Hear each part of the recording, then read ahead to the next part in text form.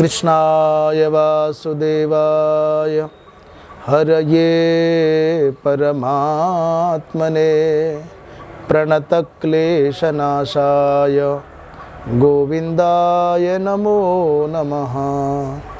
ईश्वरो गुरुरात्मेति मूर्तिभेदविभागिने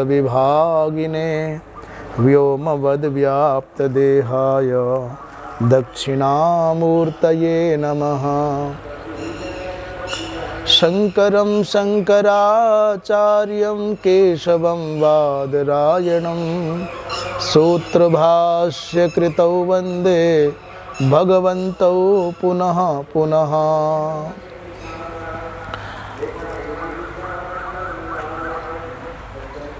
आब्रह्मलोकादाशेषात् आलोकालोकपर्वतात् ये वसन्ति द्विजा देवास्तेभ्यो नित्यं नमाम्यहम्।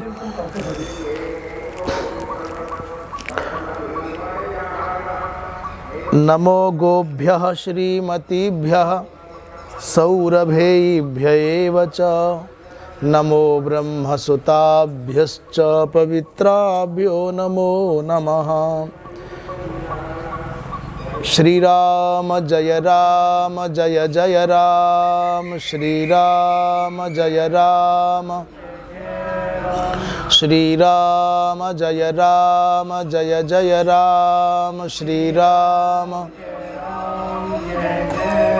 श्रीराम जय जय राम श्रीराम जय जय राम। धर्म की जय हो, अधर्म का नाश हो, प्राणियों में विश्व का गोहत्या, गौ माता की परम पूज्य धर्म सम्राट स्वामी श्री करपात्री जी महाराज की, जगत गुरु शंकराचार्य भगवान की, श्री वृंदावन बिहारी लाल की। हर हर महादेव। भगवद गीता के स्वाध्याय सत्र में समुपस्थित सज्जन वृंद, मातृशक्ति, 17वें अध्याय का आज 14वां श्लोक प्रारंभ होगा। कल जो चर्चा हुई उसमें 3 प्रकार के यज्ञों की बात थी। यज्ञ 3 प्रकार के होते हैं। हम तो समझते हैं यज्ञ माने केवल यज्ञ होता है, मैं करूं आप करो कोई करे, क्या करे बोले यज्ञ हो रहा है। परंतु उसके अंतरंग भाव को जानने वाले विद्वानों ने, ऋषियों ने कहा यज्ञ 3 प्रकार का होता है।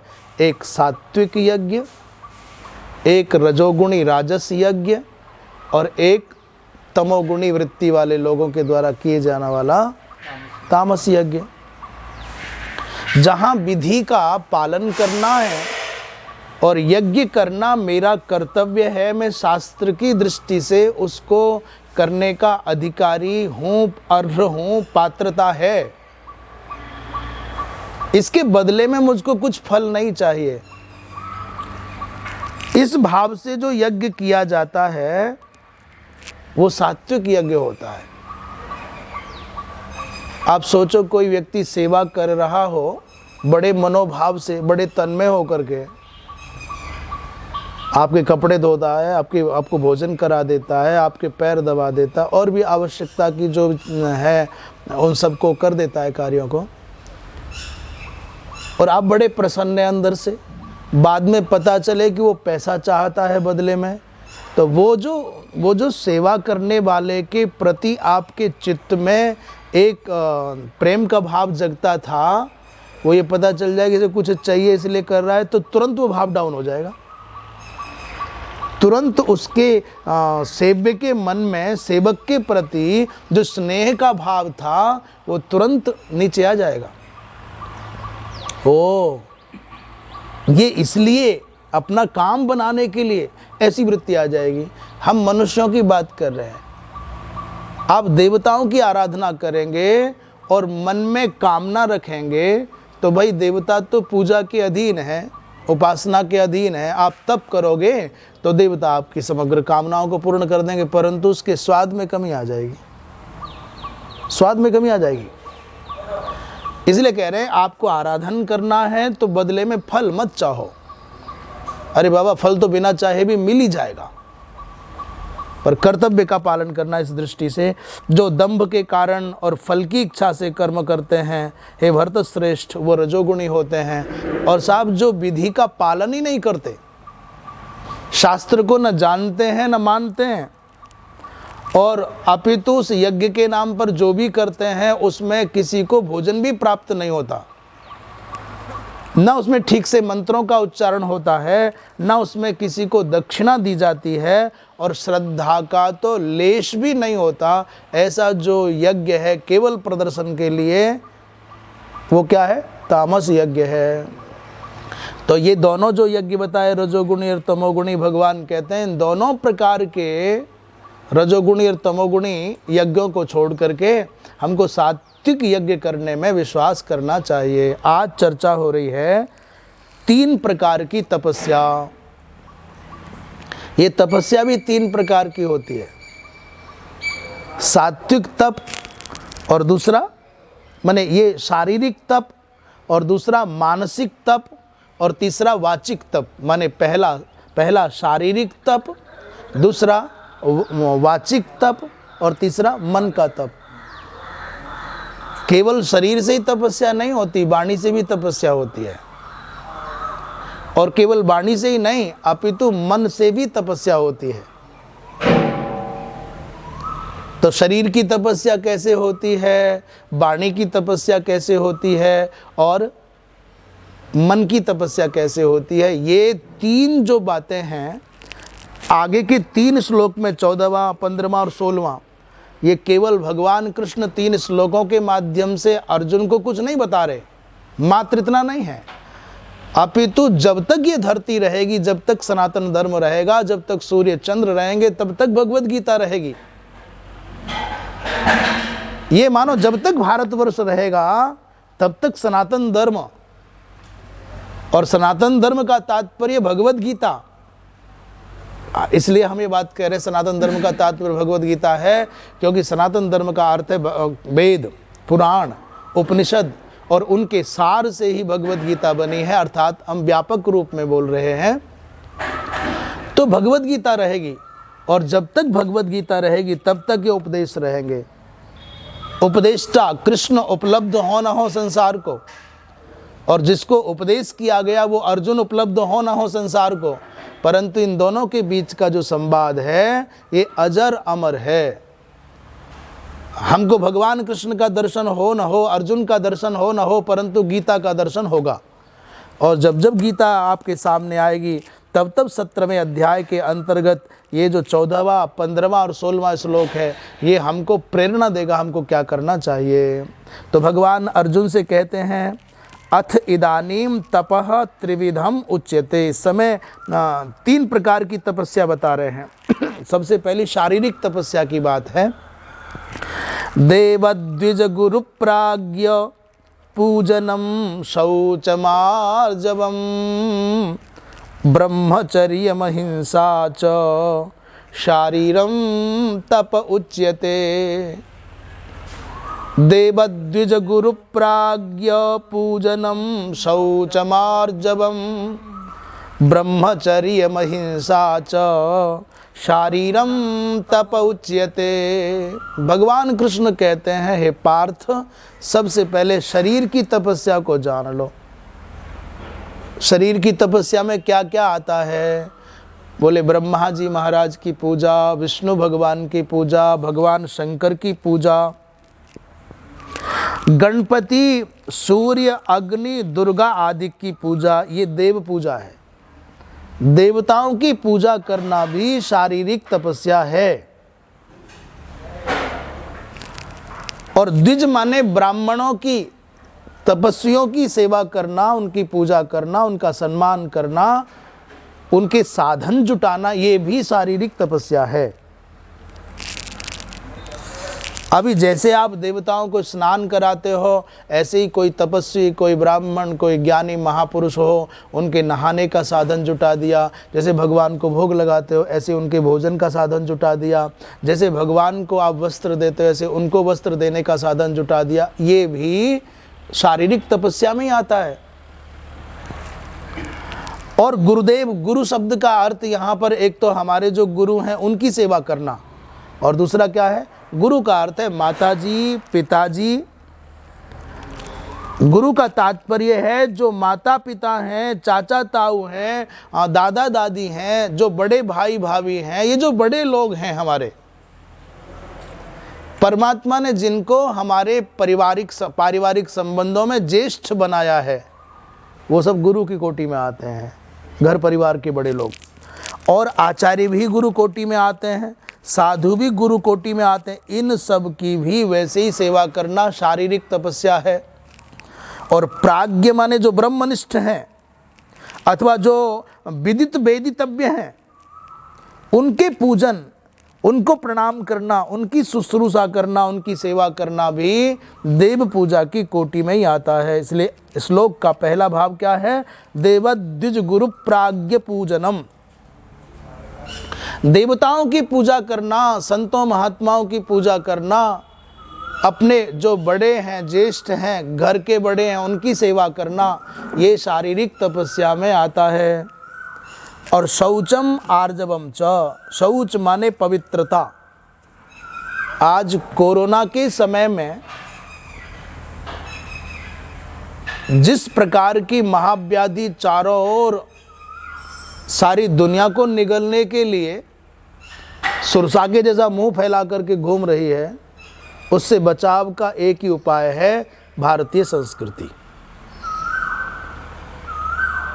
इस महाव्याधि से बचाव का एक ही उपाय है केवल और केवल भारतीय संस्कृति का आचार। इसके सिवा कोई उपाय नहीं है। हमारे वेदों ने कभी नहीं कहा, हमारे ऋषियों ने कभी नहीं कहा कि हाथ मिलाओ और तब नमस्कार होगी। हमारे यहाँ तो राम राम किया जाता है, राम राम भाई, भाई राम राम सा। दूर से एक दूसरे ने राम राम कर ली, देखते ही राम राम कर ली, वो भी दूर और ये भी दूर। और कोई प्रणम में है तो हाथ जोड़ करके सर झुका लिया। और जब बहुत ज्यादा कोई वंदनीय है, जब खूब परीक्षण कर लिया उनके कुल और सील का, तब जाके पैर छूने की बात है। जिस किसी के पैर छूने की बात वेद नहीं कहते। सबके पांव छूने की बात, सबके चरणों में सर रखने की बात वेदों ने नहीं कही। वेद तो ये कहते हैं जिसको जान गए हो, उनका आचरण जान गए हो, कुल और शील जान गए हो, तब उनको प्रणाम करो। अन्यथा क्या करना है? नमस्कार, प्रणाम साहब, राम राम जी। और आजकल की भाषा में कहें तो जय श्री कृष्णा, हर हर महादेव, राधे राधे, और महाराज जी नमो नारायण, लो जी हो गया। ये बीच के दौर में जो बहुत करीब आकर के पैर छूना और घुटने छूना और इतने समीप आ जाओ कि मेरे श्वास उनके शरीर से टकराए, उनके श्वास, ये हमारे यहाँ नहीं है। आज जब दुनिया के सबसे बड़े ताकतवर व्यक्ति ने नमस्ते कहा हाथ जोड़ करके, तब लोगों ने कहा अरे भाई ये तो बड़ी चीज़ हो गई। तो कोरोना ने क्या बताया? भारतीय संस्कृति सबसे अनूठी है। आज कहते हैं भोजन अलग अलग करो, आज कहते हैं नहाना सुरक्षित, अपने तौलिया अलग और ये सब अलग, हाथ साफ करने के साधन अलग। तो इससे बचाव का एक ही उपाय है, क्या? केवल है भारतीय संस्कृति का आचार पालन।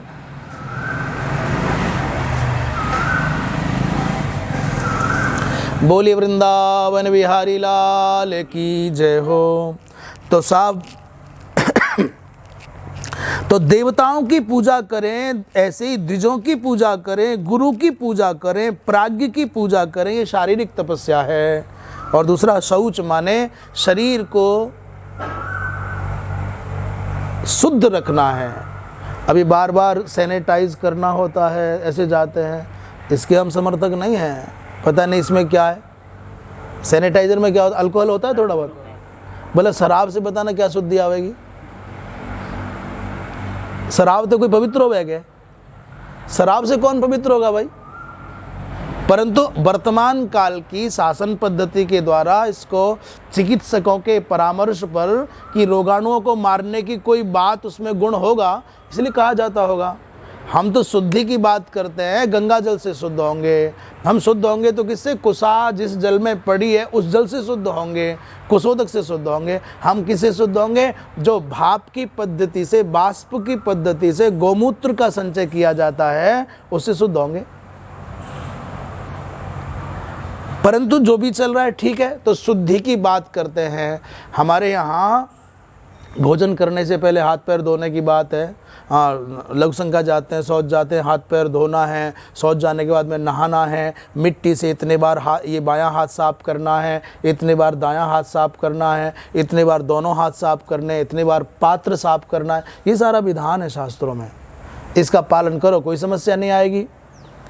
तो शौचम माने मृत जलाभ्याम काय शोधनम, मिट्टी और जल के सहयोग से। आजकल कौन से घर में बर्तन मिट्टी से साफ हो रहे? मुझे तो पूरे भारतवर्ष में 1% भी घर दिखते ना। कहाँ दुनिया में मिट्टी से हाथ साफ करने वाले लोग मिलेंगे? साबुन का, सर्फ का, किस किस का प्रयोग करने वाले तो हैं। और आर्जवम कहते हैं, आर्जवम का तात्पर्य व्यक्ति को सरल होना चाहिए, व्यवहार में सरल, कपट नहीं, हर बात में चौकन्ना, हर बात में शंका, ऐसा नहीं होना चाहिए। आर्जवम का तात्पर्य कौटिल्य भाव ना हो, अकुटिलता हो, रिजुता हो, विहित प्रतिषिद्ध, इन दोनों में एक रूप से प्रवृत्ति और निवृत्ति का भाव रहना चाहिए। उसमें कोई ज़्यादा चालाकी करने की आवश्यकता नहीं है। बिना मतलब के जिस मन को भगवान के भजन में लगना चाहिए था, जिस बुद्धि को शास्त्रों के ज्ञान में लगना चाहिए था, वो मन और वो बुद्धि कहाँ लगाया है? वो क्या कहता है, वो क्या करता है, वो कहाँ जाता है, क्या करोगे जान के? कौन उठा कौन गिरा, तुम मन लगाए हुए हो कि वो मर जाए? अरे भाई जी, ना कहो तो भी मरेगा ही। अपना मन क्यों खराब करे? इसलिए आर्जवम माने सरलता बहुत आवश्यक है। और सबसे बड़ी जो आवश्यकता है वो है ब्रह्मचर्य का पालन। ब्रह्मचर्य का सीधा सीधा भाव है कि अपनी धर्म, यदि तुम विवाहित हो तो अपनी धर्म पत्नी के अतिरिक्त संसार की समग्र नारी जाति में आपको अपनी माँ का भाव आवे। ये है ब्रह्मचर्य। ब्रह्मचर्य का मतलब क्या हुआ? यदि आप विवाहित हैं, वैदिक परंपरा के अनुसार, कुल परंपरा के अनुसार, सामाजिक मर्यादाओं का पालन करते हुए आपका विवाह संपन्न हो गया है, तो अपनी धर्म पत्नी के अतिरिक्त संसार की समग्र नारी जाति में, वो चाहे किसी जाति की हो, अपनी जन्म देने वाली माँ का दर्शन करे। ये है ब्रह्मचर्य। अपनी धर्म पत्नी के पास भी, समीप भी समागम की लालसा में तब जाए जब शास्त्र की आज्ञा हो, ऋतुकाल में ही जाए। एकादशी, श्राद्ध, संक्रांति, जन्मदिन, इनमें इनका जो वर्जन करता है वो गृहस्थी भी ब्रह्मचारी माना जाता है। एक पत्नी व्रतधारी को ब्रह्मचारी कहा जाता है, जिसने अपनी धर्म पत्नी के अलावा किसी और माँ की ओर वासना की दृष्टि से नहीं देखा, उसको शास्त्र ब्रह्मचारी कहते हैं। ऋतुकाल के अतिरिक्त, शास्त्र विहित तिथियों के अतिरिक्त जिसने कभी समागम की लालसा अपनी धर्म पत्नी के साथ भी नहीं की, उसको ब्रह्मचारी कहा है। अब जिनका विवाह नहीं हुआ, उनके लिए तो समग्र नारी जाति अपनी माँ के समान वंदनीय है। अब ये बात बताओ, कौन से स्कूल में पढ़ाई जा रही, कौन से कॉलेज में पढ़ाई जा रही है? कहाँ सत्संग के सत्र लगा करके छोटे छोटे बच्चों को, बच्चियों को ये बात बताई जा रहा है?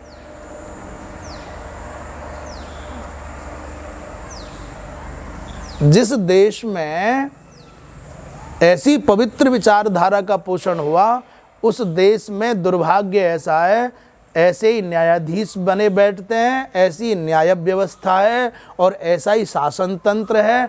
उसमें लिव इन रिलेशनशिप का कानून लाएं। इनका भला हो, इनकी बुद्धि शुद्ध हो। लिव इन रिलेशनशिप का मतलब जानते हो? ये चाहते हैं इस देश में शूर्पणखा का साम्राज्य चले, सीता का नहीं। इसमें मर्यादा का पालन नहीं या नंगापन घूमे। ये अंग्रेजों के कोई विदेशों में, इंग्लैंड में, जर्मनी में, जापान में, अमेरिका में ये होता हो तो हो भाई। हमारे भारत की संस्कृति इस बात का समर्थन नहीं करती। 18 साल की बेटी हो गई, अब स्वतंत्र हो गई, उसका अधिकार हो गया, वो कुछ ही करे। जो पाल पोस के बड़ा कर रहे हैं, अपना कलेजे का टुकड़ा मान करके जी रहे हैं, 18 साल की बच्ची हो जाएगी तो माता पिता को यह हक नहीं होगा कि उससे अपनी बात मनवा ले। ये कैसा कानून है? हमारे सनातन धर्म के सिद्धांतों की तो हत्या करने वाला कानून है। अरे भाई, हमारी बेटी है, उसके भविष्य के बारे में हम अच्छा सोचेंगे, अच्छा निर्णय लेंगे कि तुम्हारा कानून बतावेगा, तुम्हारा संविधान बतावेगा? हमारी भारतीय संस्कृति कर्तव्य प्रधान है, ड्यूटी की बात करती थी, हमारे यहाँ अधिकारों की बात नहीं थी।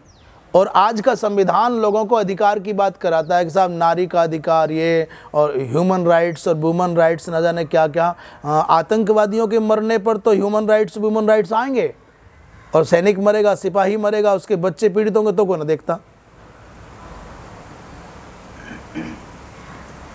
एक हमारे महात्मा जी हैं यति नरसिंहानंद, नोएडा में, गाजियाबाद के पास में डासना मंदिर। बड़े निर्भीक महात्मा है, हिंदुत्व की बात करते हैं, भारत की बात करते हैं, भारतीयता की बात करते हैं, मानवता की बात करते हैं, राष्ट्रीयता की बात करते हैं, धर्म की बात करते हैं, निडर होके करते हैं। उनके मंदिर में जबरदस्ती, बाहर पानी के साधन है तो अभी अंदर घुस करके पानी पीने लोग आ रहे। वो कहते कुछ वीडियो बना रहे या क्या जो भी कर रहे थे, उनके एक आध थप्पड़ मार मूर दिया, कुछ कहने सुनने पर कुछ बात हो गई तो पूरा देश नहीं, पूरी दुनिया का मीडिया उत्पात करने लग गया। भाई अत्याचार हो गया, पानी पर प्रतिबंध लगा दिया और पानी नहीं पीने दिया। अरे बाहर पानी के 10 साधन हैं, ठंडा पानी पीने के साधन है तो मंदिर के अंदर ही घुस के पानी पीवेगा। और आज बंगाल में उत्पात हो रहे हैं, इतने हिंदू काटे जा रहे हैं, मारे जा रहे हैं, तो किसी को याद नहीं आती। जम्मू कश्मीर में इतने हिंदू उजाड़ दिए, काट दिए, मार दिए, किसी को दया ना आई।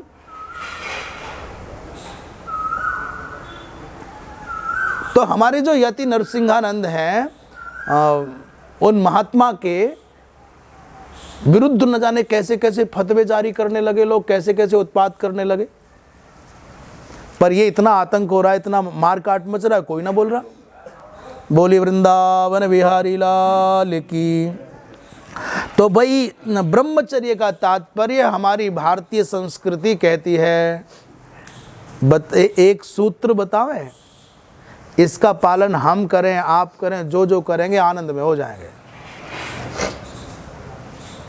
मातृवत परदारेशु, एक सूत्र है बहुत प्यारा, जीवन जीने का बहुत अनूठा, और जो इसका पालन कर लेगा उसके जीवन में आनंद हो जाएगा। परदार में, पर स्त्री में, माने समग्र मातृ जाति में अपनी माँ का दर्शन करे, माँ का भाव कर ले। ये भाव एक पल को भी बना लो ना, जैसे 1 मिनट को भी नाटक के लिए कि मुझे अभिनय करना है, ये करके देख लो। मैं कहता हूँ इतना आनंद हो जाएगा, इतना सुख हो जाएगा कि आप कल्पना नहीं कर सकते।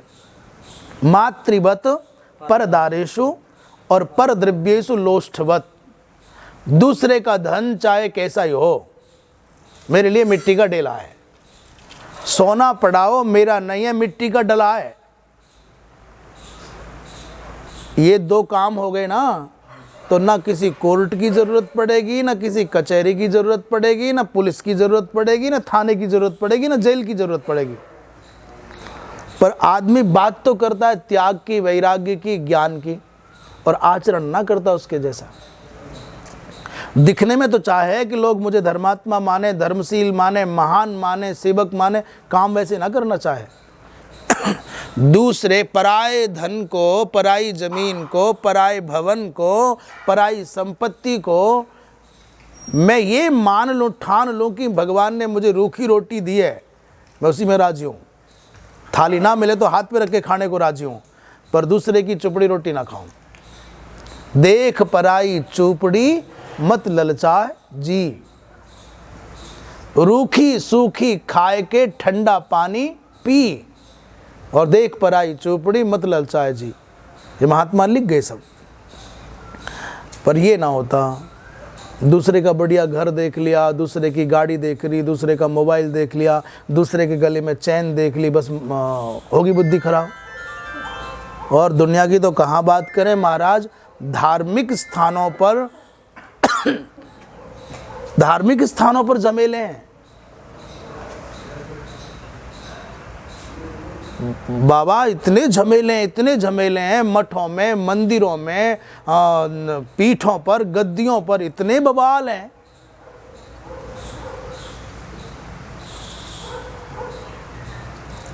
मुझे ऐसा लगता है 10-20% तो केस इन मठों मंदिरों से, जमीन जायदाद महात्माओं के जुड़े हुए होंगे पूरे देश में। वो बहुत सौभाग्यशाली हैं, धार्मिक स्थान जहां कलह नहीं है, शांति से परिवर्तन हो जाता है। बहुत बहुत कम होंगे, नहीं तो सब जगह झगड़े हैं। यदि व्यक्ति पराये धन को मिट्टी मान ले, मेरा उससे कोई प्रयोजन नहीं है, तो ना चोरी करने का मन आएगा, ना बेईमानी करने का मन आएगा, ना झगड़ा होगा, ना झंझट होगा। शांति से थोड़ा भजन करेगा तो पार जाएगा। दूसरा,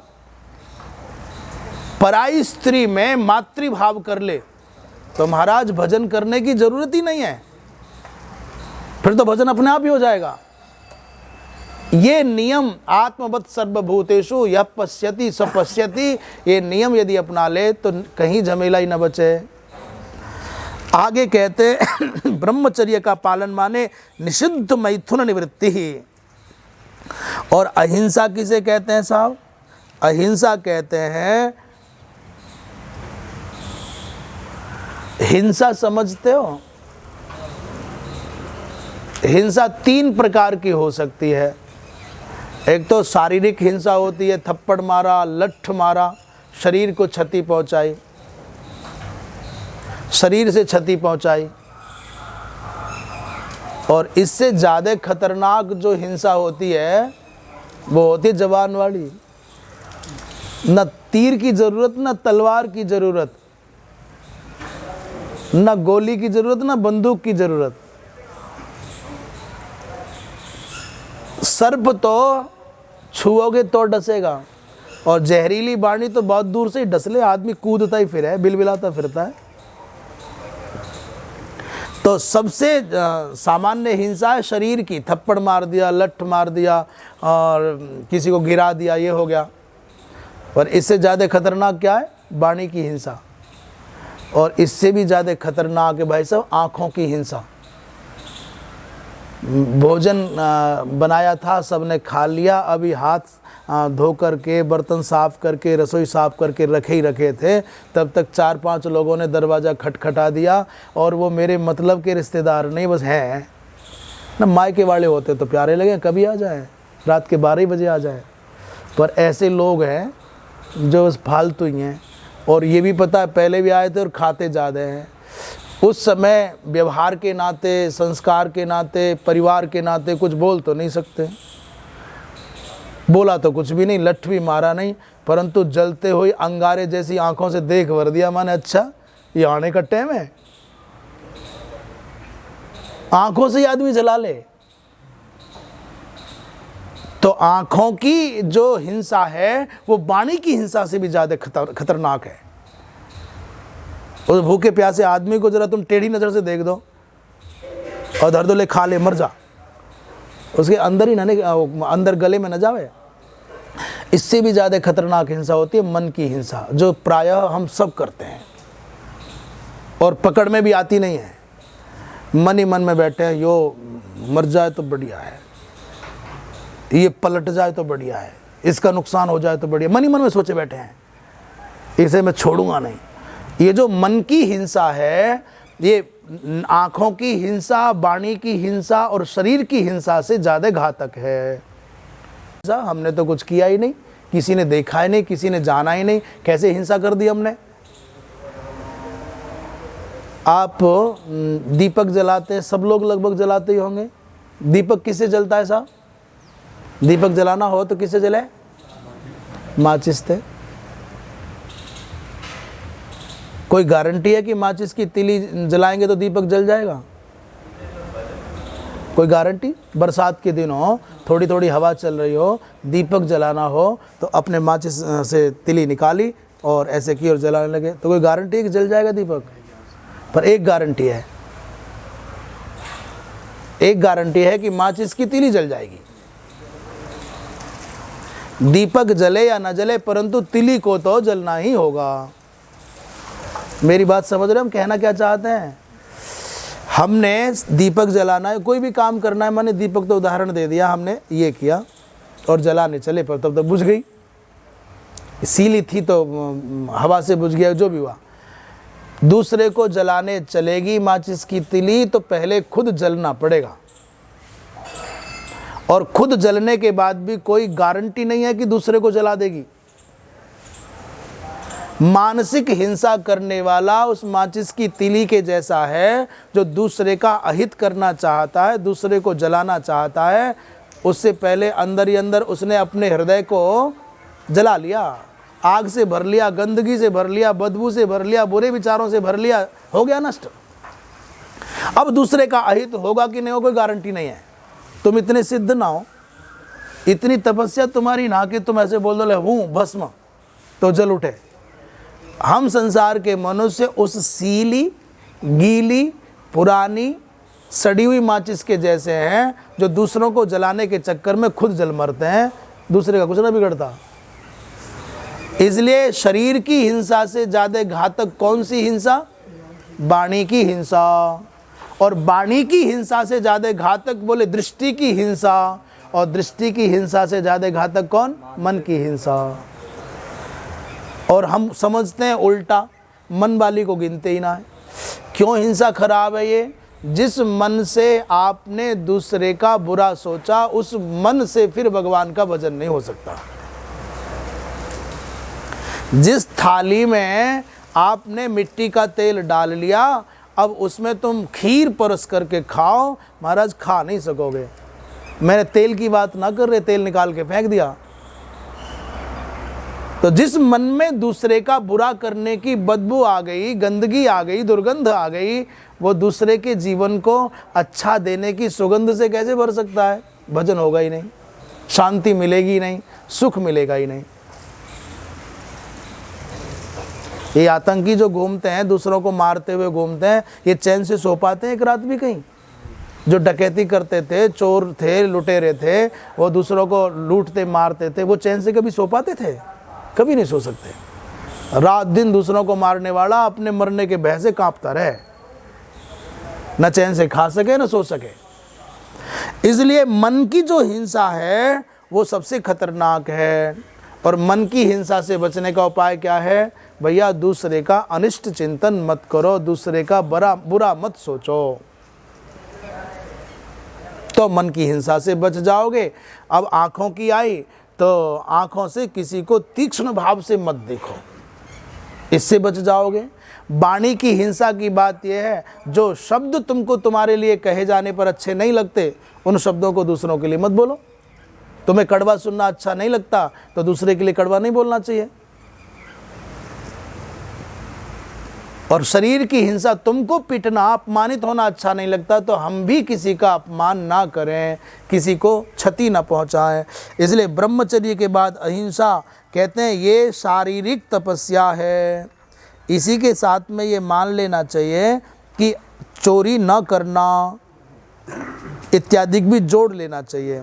तो भगवान कृष्ण ने अर्जुन के माध्यम से हमको, आपको, सबको ये जीने की राह दिखाई है। हमें कैसे जीना है? बोले अपने से बड़ों का वैसे ही सम्मान करो जैसे देवताओं का सम्मान करते हैं। स्वयं में पवित्र रहें, सरल रहें, ब्रह्मचर्य का और अहिंसा का पालन करें। ये शारीरिक तप हो जाता है। भगवान शंकराचार्य ने इस श्लोक पर अपनी टीका करते हुए, कमेंट्री करते हुए, भाष्य करते हुए कहा, देवा तो बता दिए शिव, ब्रह्मा, विष्णु, महादेव और गणपति, सूर्य, अग्नि, दुर्गा आदि सब शामिल हैं। और द्विज माने ब्राह्मण, गुरुवः माने आचार्य, माता और पिता आदि, प्राज्ञ माने गुरु के अतिरिक्त जो तत्ववेत्ता महापुरुष है। अभी बहुत बार ऐसा होता है भाई, जिनसे हमने दीक्षा ली थी वो गुरु जी तो महाराज जी नहीं रहे, साहब अमुक अमुक महापुरुष महाराज जी हमारे गुरु जी थे वो नहीं हैं, अब क्या करें महाराज। कई लोग कहते हैं साहब दूसरे गुरु बना लें क्या। बहुत सारे लोगों के मन में भाव आता है साहब उन्होंने 24 गुरु बनाए थे, अमुक ने ऐसा किया था, अमुक ने ऐसा किया था। भाई गुरु बदलने की आवश्यकता नहीं, गुरु भाव 100 में कर लो, इसमें कोई हानि नहीं। मेरे शरीर से मेरे गुरु नहीं रहे तो उनकी शिक्षा, उनके संस्कार, उनके आदेश, उनके उपदेश, उनके शरीर से ना रहने पर भी पालन करना चाहिए। शरीर गुरु तो शरीर गुरु नहीं होता, उनका उपदेश गुरु होता है। शरीर तो पुष्प के जैसा है, वो बिखर जाएगा और सुगंध कहाँ जाएगी। गुरु तो सुगंध के जैसा होता है, वो आपके मन में बस जाएगी। फिर भी मार्गदर्शन की अपेक्षा लगे तो किसी महापुरुष में आपका विश्वास जम जाए, उनमें गुरु भाव कर लो, गुरु तो वो ही रहेंगे। जैसे हम अपने गुरु से मार्गदर्शन पाते थे, वैसे कोई तो पहले ऐसे नहीं, आंख बंद करके नहीं, समझ करके, प्रतीक्षा करके, थोड़ा बहुत जो परखने की समझ है वो भी करके, नहीं तो भीड़ देख करके, वाणी देख करके, वैभव देख करके आप मोहित हो गए, पीछे पीछे भाग लिए, फिर बाद में परेशान हो गए, हमारा गुरु बिगड़ गया। ऐसा नहीं, शास्त्र जैसा कहे वैसी समझ से वैसे आचार्य का अनुगमन करें तो गुरु भाव कर लो और उनसे मार्गदर्शन प्राप्त कर लो। उनके चरणों में 2 पल बैठ करके उसी आनंद का अनुभव कर लो जो अपने गुरु के चरणों में बैठ के प्राप्त करते थे। रोज रोज गुरु ना बदले जाया करें, ये कोई कपड़े की तरह ना हुआ करे कि चल ये पुराना हो गया छोड़ दिया नया पहन लिया। पहले समझ करके गुरु बनाओ, फिर उनके सिद्धांतों का अनुगमन करो, जिस किसी को नहीं। तो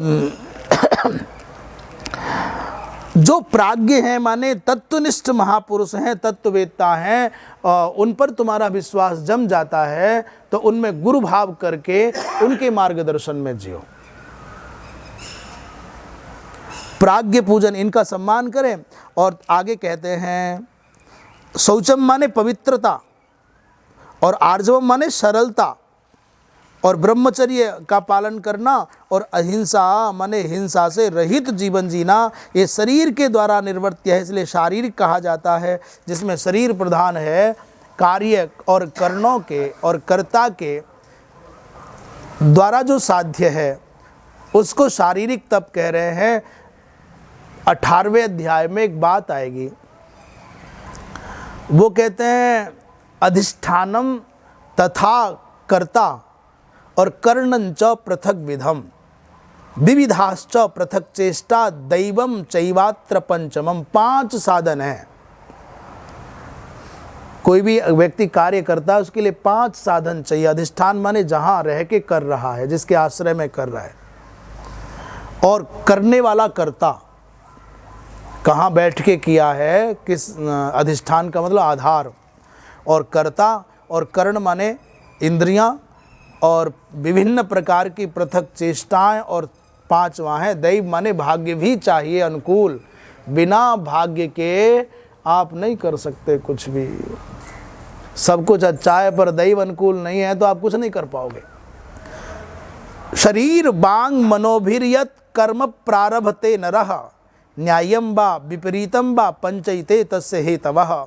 शरीर के द्वारा, वाणी के द्वारा, मन के द्वारा जो भी कर्म व्यक्ति करता है वो चाहे शास्त्र के अनुकूल हो या प्रतिकूल, भैया जी यही 5 उसमें हेतु होते हैं। अधिष्ठान, कर्ता और करण और विभिन्न क्रियाएं, चेष्टाएं और दैव, इन्हीं के बल पर होता है।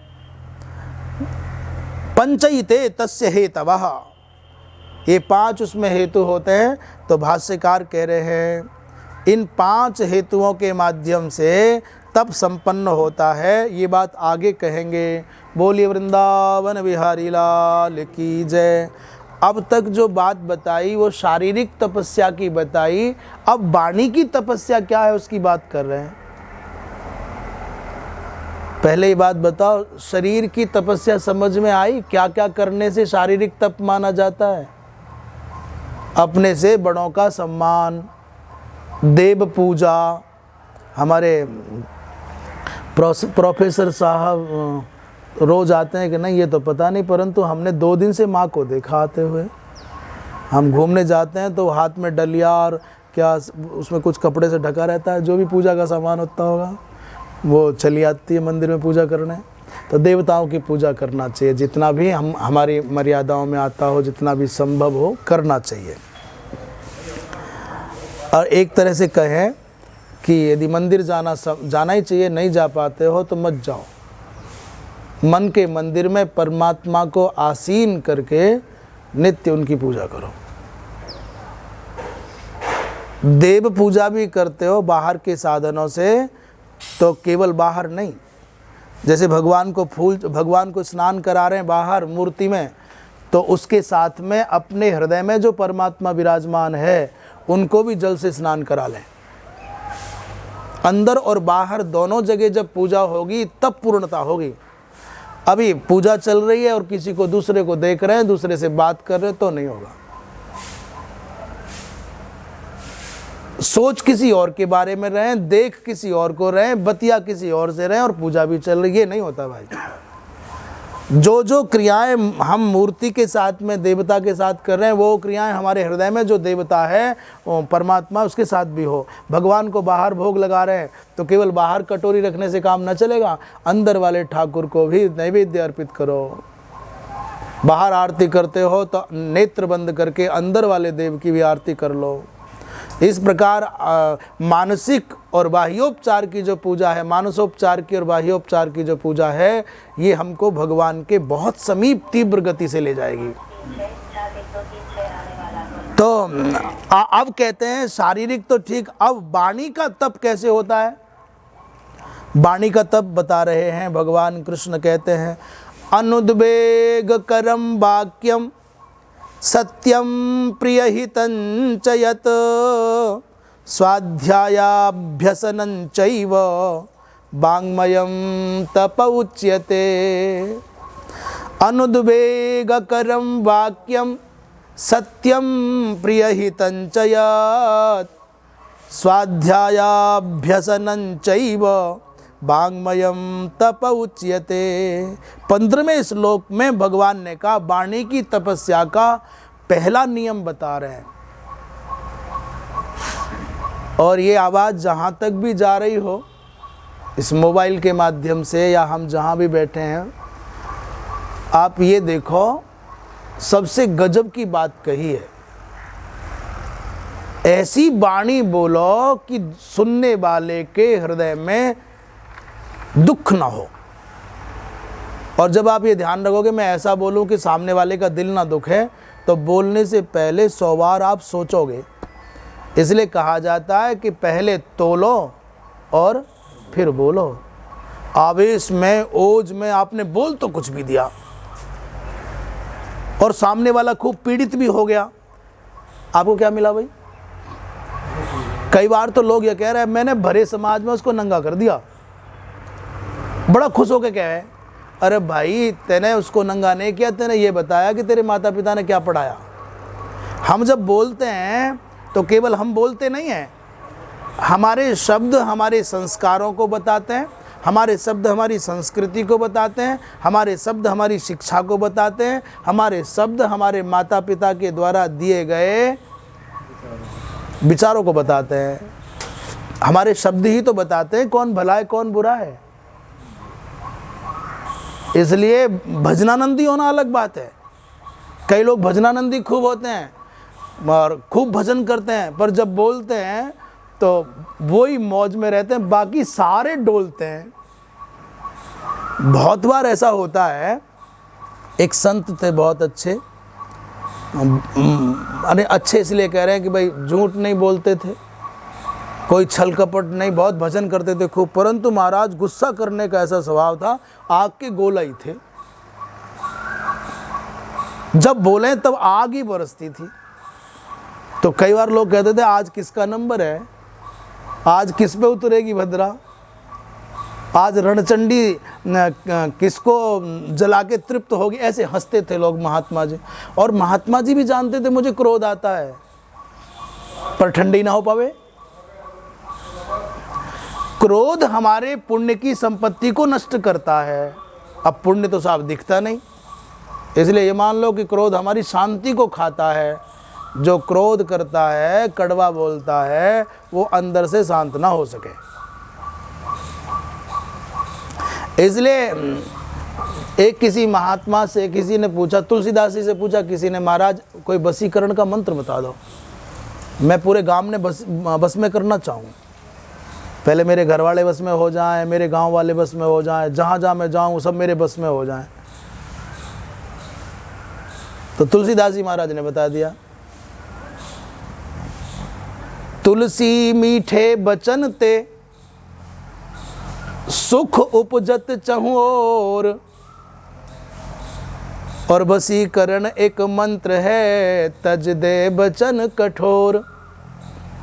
यदि वशीकरण का एक मंत्र चाहते हो तो कठोर बोलना छोड़ दो, कड़वा बोलना छोड़ दो, झूठ बोलना छोड़ दो।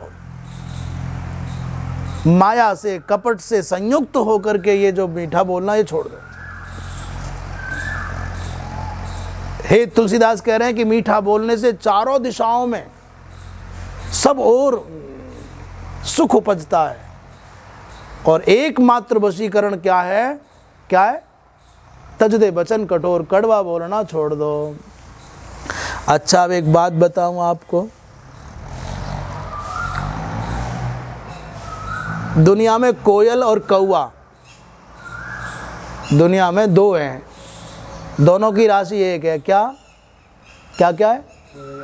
कोयल और, आप भी बीच बीच में बोलते रहोगे ना तो हमको लगेगा हम अकेले नहीं हैं, नहीं तो फिर हमें ऐसा लगे हम अकेले ही, हमारा कोई है ही ना। तो दोनों की राशि एक है। कौन कौन? कौवा और कोयल, और दोनों का रंग भी एक ही है।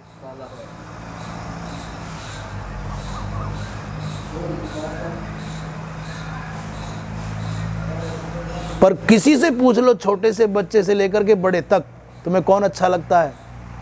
तो मुझे विश्वास है कोई दुनिया में कौवा को अच्छा बताने वाला कौन अच्छा है साहब? माँ आप बताओ कौन अच्छा लगे, कौवा की कोयल? कोयल। वो दूध दे के जावे क्या? कौवा क्यों बुरा लगे? तुम्हारी भैंस खोल के ले जावे क्या? फसल ने लूटे क्या? कौवा कुछ छीनता नहीं और कोयल कुछ देती नहीं, फिर भी देखो ना, कौवा काँव काँव करता हो तो लोग पत्थर लेके भागेंगे, और सारी दिन सारी रात कोयल बोलती रहे, किसी ने परेशानी ना।